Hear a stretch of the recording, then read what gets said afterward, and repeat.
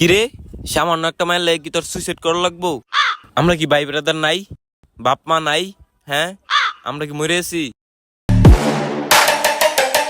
এ বেটা, মাইয়া বড় না আমরা বড় না তোর ফ্যামিলি বড় যে একটা মায়ের লেগে সুইসাইড করতে হইব তোর?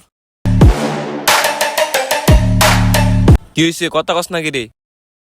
তুই আমার থাপড়া দিলি কে লেগা? তো তোরা কি করমু? সামান্য একটা মায়ের জন্য তুই সুইসাইড করতে গেছস? আরে ভাই আমি সুইসাইড করতে যাইনি তো, জাস্ট মনটা খারাপ ছিল তাই ভাবলাম সাদা এসে ওয়েদারটা উপভোগ করি। আর তুই এসে আমার থাপড়া দিয়ে বলি।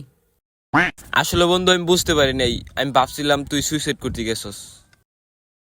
কালকে যে তোর ব্যাকআপ হইছে আমি ভাবছিলাম সেই শোকে সাদে এসে সুইসাইড করতি। আমি কি তোর মতো বোকা চোদা রে যে একটা মায়া গেলে তার জন্য হাত কাটমু, সুইসাইড করমু?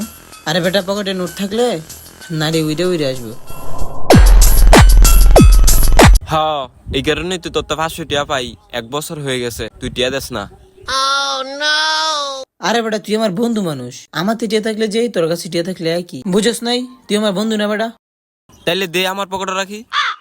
আচ্ছা বন্ধু, সাদিয়ার কি খবর? সাদিয়ার সাথে না তোর দেখা করার কথা ছিল? এই ফাম মারিস না ন, তুই আমার টাকা দিবি কবে এইটা ক? আর নাই তো তোরে আমি অনেক সাদের টাকাটা ফালাই দিমু। দূর বেটা, তুই 500 টাকা আমার ফেলাই দিবি, 7 টাকা দিয়ে আমি তোর বন্ধু না? বাদ দে সব, একসময় দেখবি আমরা দুই বন্ধু কতটা উড়ামু। এখন আমার মনটা ভালো না, কালকে দেখা হয়েছে তুই জানস তো, আমার মনটা ভালো কর বন্ধু। বন্ধু চল তাইলে আজকে একটা ব্যাকআপ পার্টি দেই, দেখবি মন এমনি ভালো হয়ে যাবে। আচ্ছা বন্ধু চল। আর শোন, পার্টির মধ্যে কিন্তু লাল পানি থাকবো, লাল পানি ছাড়া কিন্তু চলবো না। আচ্ছা চল, দুই বন্ধু র কইরা খামুনে।